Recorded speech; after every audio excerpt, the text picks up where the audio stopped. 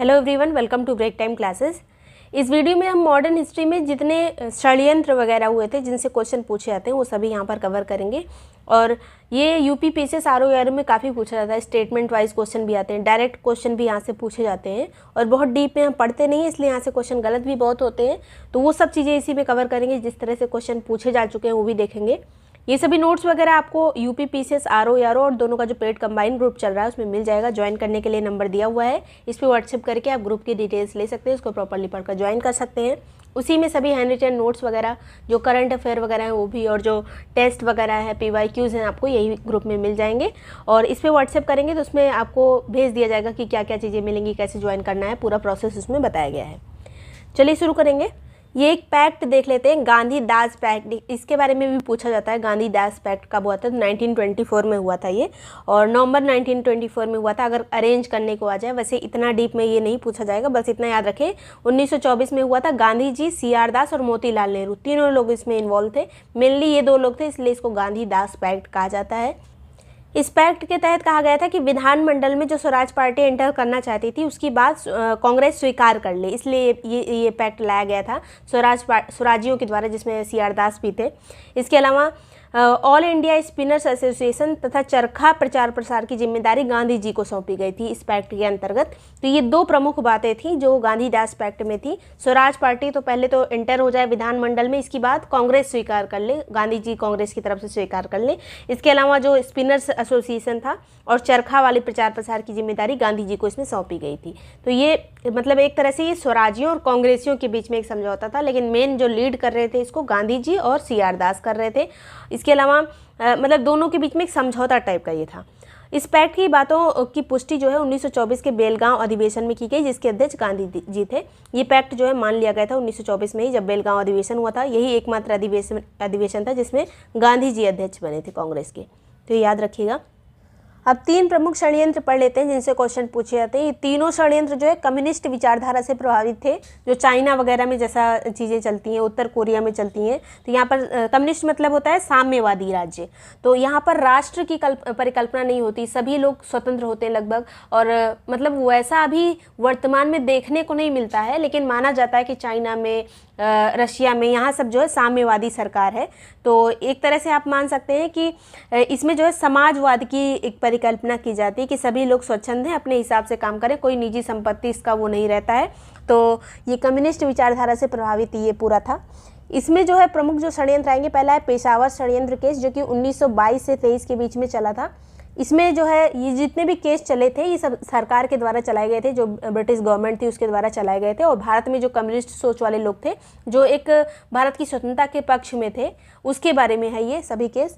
तो इसमें जो है चलाया गया था इसलिए कि मॉस्को जो रूस में है, यहाँ से कम्युनिस्ट भारत आए थे, तो उनके लिए ये केस चलाया गया था, उनके लिए गिरफ्तारियां वगैरह की गई थी। ऐसा माना गया था कि ब्रिटिशर्स के द्वारा कि ये जो है कम्युनिस्ट सोच का प्रचार कर रहे हैं भारत में आके, तो इसलिए जो है ये केस चला था 1922-23 के बीच में। बस इतना याद रखना है, बस किस टाइम पीरियड में चला है। तो पहले पेशावर आया था, अगर अरेंज करने को आ जाए तो पहले पेशावर हुआ था, फिर कानपुर हुआ था, फिर मेरठ हुआ था। पेशावर षड्यंत्र केस, फिर कानपुर षड्यंत्र केस, फिर मेरठ षड्यंत्र केस। नेक्स्ट यहाँ पर कानपुर षड्यंत्र केस, ये 1924 में हुआ था। कम्युनिस्ट के प्रभाव को रोकने के लिए बहुत सारी गिरफ्तारियां इसके तहत की गई थी। अब इसमें जो क्वेश्चन पूछा जाता है वो ये कि कम्युनिस्ट षड्यंत्र केस के तहत किसको किसको सजा मिली थी। प्रमुख व्यक्ति जो है इन्हीं में से ऑप्शन पूछ लिए जाते हैं। तो ऐसे डांगे को सजा मिली थी, मुजफ्फर अहमद को, शौकत उस्मानी को, नलिनी गुप्ता को। तो ये जो है कानपुर षड्यंत्र केस से संबंधित व्यक्ति हैं। डांगे याद रखिएगा, मुजफ्फर अहमद, शौकत उस्मानी और नलिनी गुप्ता। और भी बहुत लोग थे लेकिन ये मेन है। नेक्स्ट यहाँ पर मेरठ षड्यंत्र केस 1929 से 33 के बीच में हुआ था ये मेरठ षड्यंत्र केस। इसमें जो है 32 कम्युनिस्टों को गिरफ्तार किया गया था, क्योंकि कम्युनिस्टों ने घोषणा की थी कि वे क्रांतिकारी हैं और ब्रिटिश साम्राज्यवाद को समाप्त करना चाहते हैं, इसलिए 32 कम्युनिस्ट को यहाँ पर गिरफ्तार किया गया था। कांग्रेसी जो थे उन्होंने कम्युनिस्ट के खिलाफ लाए जा रहे पब्लिक सेफ्टी बिल को पारित नहीं होने दिया था। अब ये यहाँ पे इसलिए लिखा है क्योंकि कांग्रेसियों ने भी कम्युनिस्ट का सपोर्ट ही किया था, क्योंकि दोनों का मकसद एक था, ब्रिटिश सरकार को हटाना। फिर जो है मेरठ षड्यंत्र केस में अभियुक्तों के समर्थन में कौन कौन आए थे, ये क्वेश्चन बहुत इंपॉर्टेंट है इसमें पूरे षड्यंत्र केस में, ये वाले कि किसने किसने सपोर्ट किया था। पूरे विश्व में इसकी चर्चा हुई थी। यही वाला षड्यंत्र केस है जिसकी चर्चा पूरे विश्व में की गई थी, जब सरकार के खिलाफ मतलब जाके तो अल्बर्ट आइंस्टाइन ने भी इसका सहयोग किया था, ये वाले पूरे उसका मामले का, कि मतलब जो कम्युनिस्ट थे, भारतीय लोग थे, उनका सपोर्ट किया था इन लोगों ने। H.G. वेल्स ने किया था, हेराल्ड लास्की ने किया था, रूजवेल्ट ने किया था। तो ये सब अभियुक्तों के समर्थन में ये लोग थे। तो इसके बारे में इस तरह से क्वेश्चन पूछा गया था कि वो कौन सा षड्यंत्र है जिसमें मतलब पूरा ग्लोबली सपोर्ट किया गया था भारतीयों को। तो यही वाला षड्यंत्र केस है, मेरठ षड्यंत्र केस। कुछ और प्रमुख बातें, जैसे कम्युनिस्ट पार्टी की स्थापना, एक भारतीय कम्युनिस्ट पार्टी बनाई गई थी जिसकी स्थापना 1924 में की गई थी। बाद में इसको अवैध घोषित कर दिया गया था 1934 में। तो 10 साल ही चली थी बस, 1924 से 1934। फिर हिंदुस्तान रिपब्लिकन पार्टी की स्थापना कब हुई थी, ये अलग चीज़ है। हिंदुस्तान रिपब्लिकन पार्टी ये एक दूसरी पार्टी है, 1924 में बनी थी कानपुर में। और संस्थापक इसके थे सचिंद्र सान्याल, योगेश चटर्जी, राम प्रसाद बिस्मिल, भगत सिंह और चंद्रशेखर आज़ाद। मेनली जब आपको मतलब ऑप्शन इस तरह से दिखे कि ये सब ऑप्शन में है तो सचिंद्र सान्याल लगाइएगा। मेन लीड यही कर रहे थे हिंदुस्तान रिपब्लिकन पार्टी को। और स्थापना कहाँ पे हुई थी, स्थान भी यहाँ पर इंपॉर्टेंट है, कानपुर में। कब हुई थी, 1924 में। और इसी पार्टी के द्वारा, हिंदुस्तान रिपब्लिकन पार्टी के द्वारा, इसको HRA भी कह देते हैं कभी कभी, केवल HRA लिखा रहेगा। देवनागरी में भी ऐसे लिखा रहता है HRA, तो यही समझिएगा कि यही वाली पार्टी है ये। तो इस पार्टी के द्वारा एक प्रमुख जो काम किया गया था, काकोरी कांड जो हुआ था, इसी पार्टी के सदस्यों ने किया था, जिसका वर्तमान नाम है काकोरी ट्रेन एक्शन, जो कि 9 अगस्त 1925 में हुआ था। सहारनपुर से जो लखनऊ डाउन ट्रेन आ रही थी, लखनऊ आ रही थी जो ट्रेन, उसी में ये काकोरी नामक स्थान, जो कि लखनऊ के ही पास पड़ता है, जो स्टेशन पड़ता है, वहाँ पे ये जो है लूट का काम किया गया था। ये मालगाड़ी थी एक। इसमें जो इसके तहत जो है 17 लोगों को लंबी सज़ा मिली थी, 4 लोगों को आजीवन कारावास मिला था और 4 लोगों को फांसी दी गई थी। अब फांसी कहाँ कहाँ पे किसको मिली थी, ये इंपॉर्टेंट क्वेश्चन है जो कि मैचिंग में हमेशा पूछा जाता है। यूपी स्पेशल के तहत भी पूछा जाता है वैसे भी, क्योंकि सभी यूपी में ही फांसी दी गई थी। राम प्रसाद बिस्मिल को गोरखपुर में, अशफाक उल्ला खां को फैजाबाद में, रोशन सिंह को नैनी में दी गई थी और राजेंद्र लाहिड़ी को गोंडा में फांसी दी गई थी। एकदम क्लियर रखिएगा, बार बार ये क्वेश्चन रिपीट करता है। और इसमें भी चंद्रशेखर आज़ाद शामिल थे, लेकिन वो फरार हो गए थे। मतलब जितनी बार भी पकड़े जाते थे, इनका जो है ब्रिटिशर्स कुछ कर नहीं पाते थे, ये फरार हो जाते थे बार बार, मतलब चले जाते थे, कोई नहीं पकड़ पाता था। बाद में फिर 27 मार्च 1931 को इन्होंने अल्फ्रेड पार्क में खुद को ही गोली मारी थी, जब चारों तरफ से गिर गए थे। तो ये आपको पता होगा, डेट याद रखेगा, 27 मार्च 1931 को इनकी मृत्यु हुई थी, शहीद हुए थे ये चंद्रशेखर आज़ाद। नेक्स्ट यहाँ पर अभी तक हमने देखा था हिंदुस्तान रिपब्लिकन एसोसिएशन, अब इसमें एक शब्द और जुड़ जाएगा, हिंदुस्तान सोशलिस्ट रिपब्लिकन एसोसिएशन, बस एक शब्द जुड़ा है। और उसकी स्थापना हुई थी रिपब्लिकन एसोसिएशन की 1924 में और सोशलिस्ट रिपब्लिकन एसोसिएशन की 1928 में। HRA था वो, और ये है HSRA।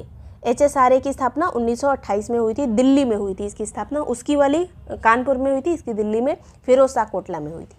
संस्थापक इसके थे चंद्रशेखर आज़ाद, क्योंकि यही बचे हुए थे इसमें, जो वहाँ पे भाग गए थे उसके बाद यही बचे थे, तो इन्होंने स्थापना की थी। अन्य जो इसके प्रमुख सदस्य थे, भगत सिंह थे, भगवती चरण वोहरा थे, लेकिन मेन नाम यही है, चंद्रशेखर आज़ाद। फिर एक इस पार्टी ने जो दूसरी वाली बनी HSRA, इसने जो प्रमुख काम किया था वो किया था सैंडर्स की हत्या। ये की गई थी 1928 में, दिसंबर 1928 में सैंडर्स की हत्या हुई थी। यह हत्या की थी भगत सिंह राजगुरु ने मिलकर, और चंद्रशेखर आज़ाद भी इसमें शामिल थे। कहाँ पर हत्या की गई थी, लाहौर में। किस लिए सैंडर्स की हत्या हुई थी, तो साइमन कमीशन के विरोध में जब विरोध प्रदर्शन हो रहा था, तो लाला लाजपत राय पे लाठी चार्ज हुआ था, जिसके बाद उसमें उनकी मृत्यु भी हो गई थी। तो उसी का बदला लेने के लिए सैंडर्स की हत्या की गई थी HSRA के सदस्यों के द्वारा। तो ये याद रखिएगा, किस लिए की गई थी हत्या, लाला लाजपत राय को की जो मृत्यु हुई थी, इसीलिए सैंडर्स ने ही लाठीचार्ज का वो समर्थन किया था, मतलब उसका ऑर्डर दिया था। नेक्स्ट यहाँ पर सेंट्रल लेजिस्लेटिव असेंबली बम कांड एक हुआ था 8 अप्रैल 1919 को। ये भी इन्हीं सदस्यों के द्वारा, HSRA के सदस्यों के द्वारा किया गया था। बटुकेश्वर दत्त और भगत सिंह के द्वारा ये बम कांड किया गया था, जो बम फेंका गया था। जिस समय ट्रेड डिस्प्यूट बिल और सेफ्टी बिल पेश किया जा रहा था, उसी टाइम जो है बम फेंका गया था सेंट्रल लेजिस्लेटिव असेंबली में। और उद्देश्य इसका था सरकार को डराना और अपनी आवाज़ जो है सरकार तक पहुँचाना। इसका उद्देश्य किसी को मारना नहीं था, लेकिन बाद में इनको गिरफ्तार कर लिया गया। डेट याद रखेगा बम कांड वाली, 8 अप्रैल 1929। फिर इन लोगों पे लाहौर षड्यंत्र केस चला था 1929 में। भगत सिंह, बटुकेश्वर दत्त और अन्य जो लोग थे उन पे मुकदमा चलाया गया। कैदियों द्वारा राजनीतिक कैदी का दर्जा प्राप्त करने के लिए भूख हड़ताल भी की गई थी। जितने लोग जेल में थे उन लोगों ने किस लिए भूख हड़ताल की थी, तो राजनीतिक कैदी का दर्जा प्राप्त करने के लिए भूख हड़ताल की गई थी। उसके बाद 64 दिन बाद जतीन दास की वहीं पर मृत्यु भी हो जाती है भूख हड़ताल के दौरान ही। कितने दिन बाद, 64 दिन बाद जतीन दास की जेल में ही मृत्यु हो जाती है। और भगत सिंह राजगुरु सुखदेव को फांसी दी जाती है 23 मार्च 1931 को, जिसको शहीद दिवस के रूप में भी हम जानते हैं। 23 मार्च 1931 शहीद दिवस 2 बार होता है हमारे यहाँ, जब गांधी जी की हत्या हुई थी उसमें, और ये इसको भी शहीद दिवस ही कहते हैं, तो ये याद रखिएगा। चटगांव, उसके एक और कांड आता है, चटगांव शस्त्रागार कांड 1930 में हुआ था बंगाल में, और ये जो है इंडियन रिपब्लिकन आर्मी के द्वारा किया गया था, जिसके संस्थापक सूर्यसेन थे, और इनको मास्टर दा के नाम से भी जाना जाता है। चटगांव एक बंदरगाह हुआ करता था बंगाल में, तो बंदरगाह है ये, वहीं पे ये सब घटना हुई थी। इसमें अन्य सदस्य जो थे इंडियन रिपब्लिकन आर्मी में, वो थे प्रीति लता वाडेकर। बहुत इंपॉर्टेंट है, पूछा जाता है इनमें से कौन से सदस्य शस्त्रागार, जो चटगांव शस्त्रागार था उसमें कांड था उसमें शामिल थे, या फिर रिपब्लिकन आर्मी में थे, इंडियन रिपब्लिकन आर्मी। तो प्रीति लता वाडेकर, कल्पना दत्त, इन दोनों लोग का नाम बहुत इंपॉर्टेंट है। लोकीनाथ इसमें थे, अनंत सिंह थे, अंबिका चक्रवर्ती थी, और गणेश घोष थे। यही नाम रहते हैं ऑप्शन में, आप जब पूछे जाएंगे तो एकदम याद रखिएगा, ये इंपॉर्टेंट है बहुत। नेक्स्ट यहाँ पर सूर्यसेन को बाद में फांसी दी गई थी। 12 जनवरी 1934 को सूर्यसेन को फांसी दे दी गई, जो इसके संस्थापक थे इंडियन रिपब्लिकन आर्मी के।